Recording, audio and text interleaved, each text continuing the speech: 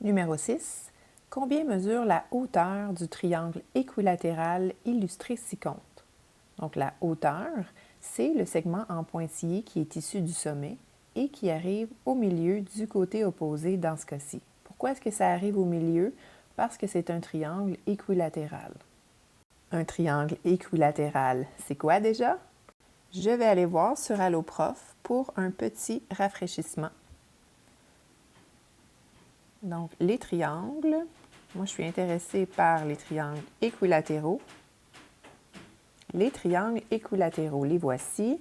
Alors, un triangle équilatéral, c'est un triangle dont les trois côtés sont isométriques, donc de même mesure. Alors, on peut observer qu'on a trois côtés de même mesure. C'est possible que les côtés soient identifiés avec des petites lignes comme ça pour nous indiquer que les mesures sont identiques.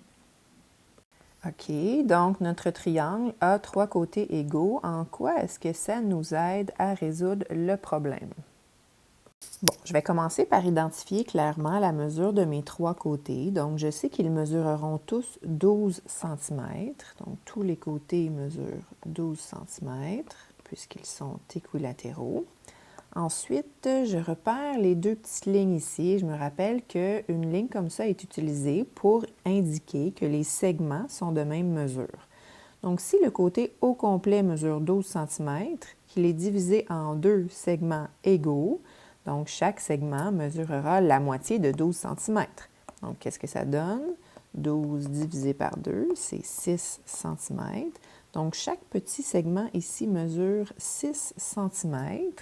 Bon, en quoi est-ce que ça m'aide à trouver la mesure de la hauteur? Ça, c'est ce qu'on cherchait, la hauteur ici. Donc, comment faire pour la trouver? On est dans une section qui porte sur la relation de Pythagore et la relation de Pythagore s'applique au triangle rectangle, pas aux triangles équilatéraux. Mais est-ce que j'ai un triangle rectangle ici, quelque part? Bien oui. Donc, je peux découper mon triangle rectangle pour un peu mieux le visualiser. Alors, je suis en train de faire ma découpe. Je vais le mettre juste à côté ici pour mieux le voir. Donc, j'ai un triangle rectangle. Je vais déplacer ça pour avoir un petit peu plus d'espace pour travailler. Bon, alors dans mon triangle rectangle, je me rappelle que le côté le plus long du triangle, celui qui est en face de l'angle droit, c'est l'hypoténuse, représentée par la lettre C dans la relation Pythagore, alors que les deux autres côtés, les cathètes, sont les lettres A et B de façon interchangeable, donc peu importe si je choisis de dire A et B comme ça ou l'inverse. Alors nous, ce qu'on cherche ici, c'est la hauteur du triangle qui serait la cathète A, par exemple. Alors, j'écris ma relation de Pythagore, a carré plus b carré est égal à c carré. Ensuite, je remplace les valeurs, donc je cherche la cathète A.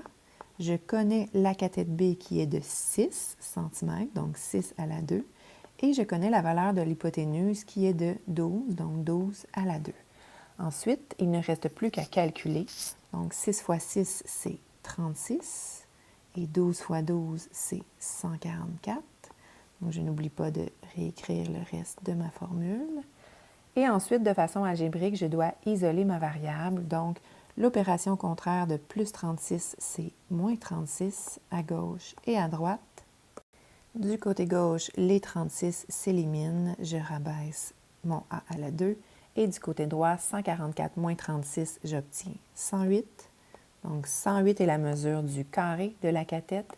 Pour connaître la cathète, je dois extraire la racine carrée de 108 et j'obtiens un nombre irrationnel de 10,3923048 jusqu'à l'infini. Si on retourne voir les choix de réponse, on peut voir que l'un d'entre eux est environ ce qu'on a obtenu. Donc, la hauteur du triangle mesure approximativement 10,39 cm.